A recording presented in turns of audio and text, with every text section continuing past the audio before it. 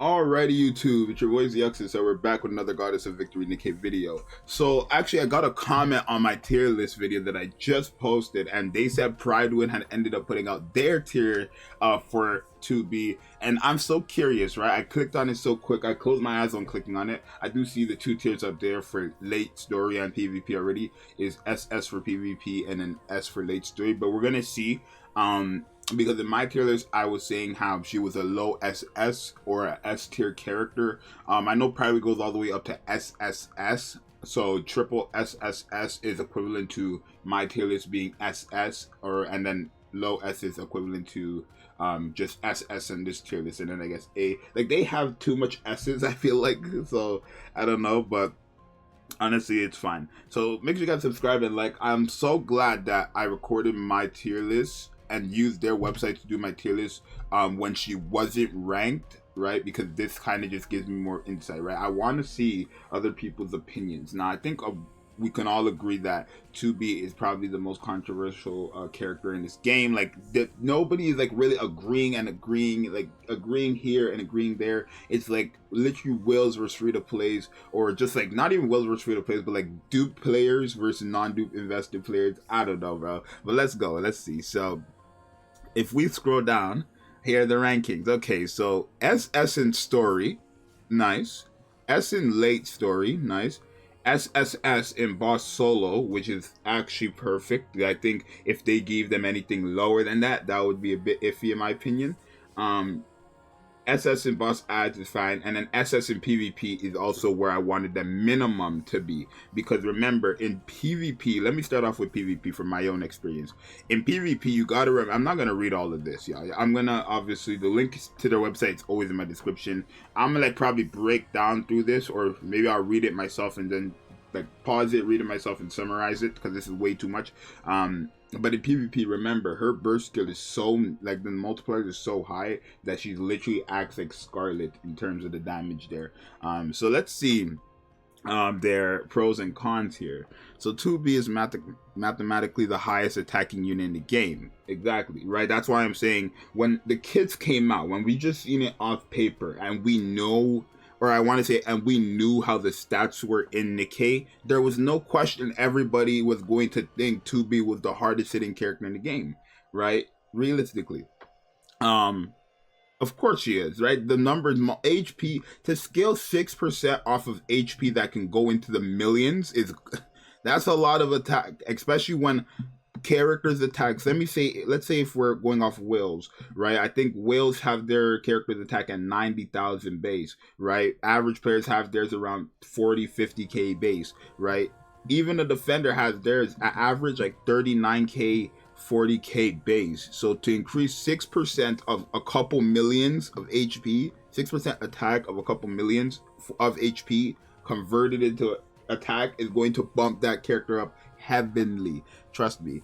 Pros: 2B is the only unit whose DPS increases with max HP buffs. She does not steal most other DPS support units.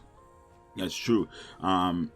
She does not steal most other DPS support units, and I guess that's because she's with masked, right? Which is very good, right? She's not like needed, and I guess what they mean by this is like characters like Maxwell, who only buff up like two allies with the highest attack.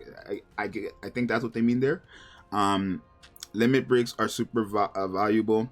They not only buff her attack, even though it is trivial, but also her HP, which means more attack. So literally, that's why I said, well, I don't, is this a pro? I mean, I guess technically in her case specifically it's a pro, because you got to remember 2B is a collab character.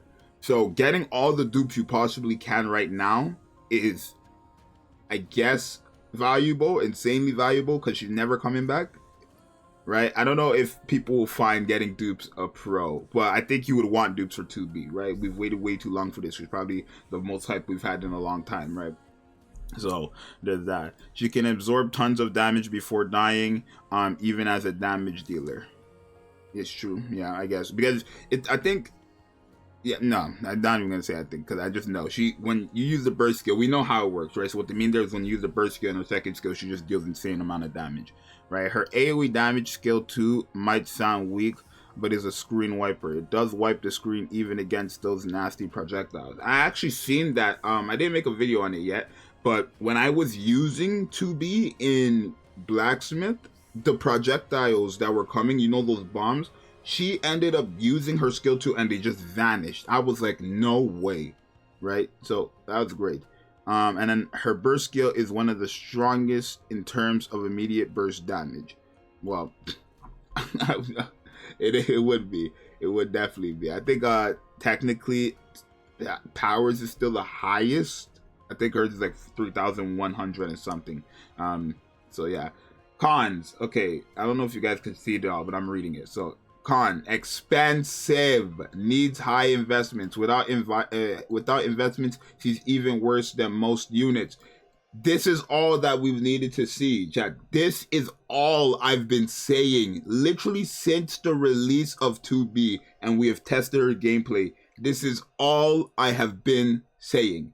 She is a character who needs investment, and without investments, she will not be good. Literally, in my video yesterday, I made a video saying my honest truth about 2B. I said the same thing. And in my crit damage video, I said the same thing. Every single video, even my tier list video, every single video that I have done of 2B, I have said she is literally expensive. She needs investment, right? She needs investment. She is not that good if you don't have her invested. If I have no dupes, level 5 skills, and no overload gear, she is not doing numbers. I'm sorry. And remember, she's a character who takes long to do damage. So in how she makes it up is by doing a big amount of damage the first time around to compensate for the time lost, right? So rather than doing 3 million damage every 40 seconds, she's supposed to do 30 to 60 million damage every 40 seconds to compensate for time being lost. Literally, right? So that's how she makes up for it. Shines with certain characters such as Mass, Noise, Quincy, Novel, Freema, Jacko, and Summer Mary. Since attack buffs are useless, are less effective on her, Jacko might be a bug. Okay, well, yeah. But realistically, they should have put Mass, like, and then like over, and then they could have started saying this. Because I don't want you guys reading this and thinking like you could just use any of these characters and then, like, I mean, you can, but Masked is just the best way to go. This is easily just the best option, right? Like, literally, if I have all these characters, I'm using Masked. No, not even me. If you guys have all these characters that are listed here, you're using Masked over anybody else, right? The only way you're going to these characters is if you do not have Masked. But if you have all these characters, Masked is your go-to pick, easily. Her damage is low at first, but insane as time goes and reaches its peak after receiving burst skill 3 times. Literally said that, yeah, like, I mean, it's just obvious, right? If she gets insanely good from an 86% HP buff from Masked herself, and by the time you use her 3rd burst skill at level 10 skill, she gives herself an additional 87.85% HP permanently for the rest of the game, what do you guys think is going to happen? That's to that 2nd skill, anytime it procs, that's like at least 10 million damage to like all enemies. The burst skill, yo, she's wiping, bro. She's SS tier. Well, for me, SS tier is the highest for my tier list. SSS tier is what they give her here. In some cases, gear upgrades are needed, not only on herself, but also on support's Masked, right? And I did say this in a video, I believe 2 videos ago, where I said, even though you do want her with Masked, you also need to support Masked as well, right? Because Masked is, remember, Masked's HP buff scales off her HP. So the more HP Masked has, the better 2B is, essentially, right? This also includes upgrading those support skills to make the team more relevant. And I guess what they mean by the support skills is literally just burst skill. I mean, technically all skills, right? Because the crit damage is great too for Masked. So she's also a character you want to probably have full level 10 eventually as well, if you plan on using 2B heavenly, which I think most people will.